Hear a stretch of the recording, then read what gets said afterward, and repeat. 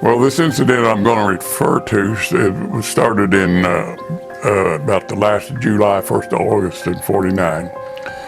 And I was living on a corner of two streets in Fairfield in an apartment.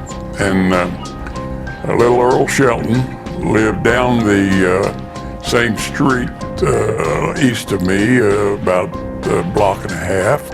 I was awoke by, I could tell it was guns going off. And then I heard something hit the side of the house. There was a car come rushing up from the same direction that the little Earl lived east of me, and whipped around the corner and went south. And so I didn't think too much about it at the time, other than it just another incident that happened in Fairfield and Shelton area.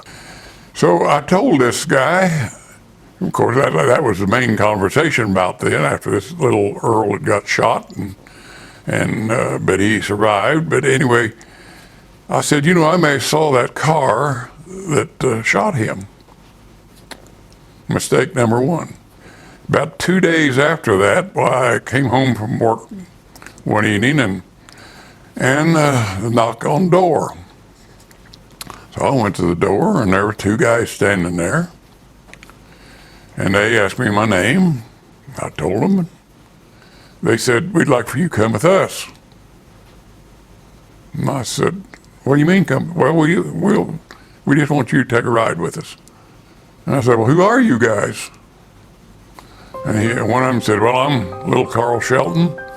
The other guy said, "I'm Ray Walker." But of course, I knew right away that there was a great problem. And I thought, uh-oh, this may be a one-way trip. So anyway, they took me down to little Earl's house, and they took me in. Little Earl was laying there in a bed, had a big old .45 laying there on a little stand table beside him, looked as big as a submachine gun, and they had a chair sitting right there by little Earl's bed where he could just look right at me, and these two guys got behind me in chairs. So little Earl, he asked me where I lived and about my name and so forth. And he said, "I understand that you might have saw that car that shot me the other night." And I said, "Well, I don't know that." I said, "I saw a car." And he said, "All right, that's what we want to know. We want to know what this car looked like, what color it was, what kind of car you thought it was, and so forth." And I said, "Well, the car that I saw was a blue car, and I would say it was a Studebaker Champion, a pretty new one." And they said, "Well, that's not the car we're looking for." And I said, "Well, I'm sorry, but that's the car I seen." And they said, "Has anybody else contacted you or talked to you about anything?" I said, "No. I've just making conversation with other people that's talking about what happened." And they said, "Well, we may want to see you again, but we'll take you home right now." And so they loaded me back in the car, and they took me home and dumped me out. Well, then, of course, it wasn't long. My wife showed up, and I told her about it, and I said, "We got a problem."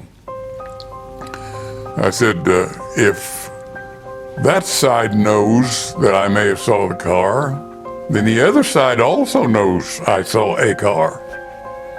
And I said, "I may be right in the middle of this, and innocent as I can be." So I said, "Maybe we ought to move to Albion a little earlier than what we anticipated." You know, it was only 16, 17 miles, but at least it wasn't in the same vicinity as what had happened.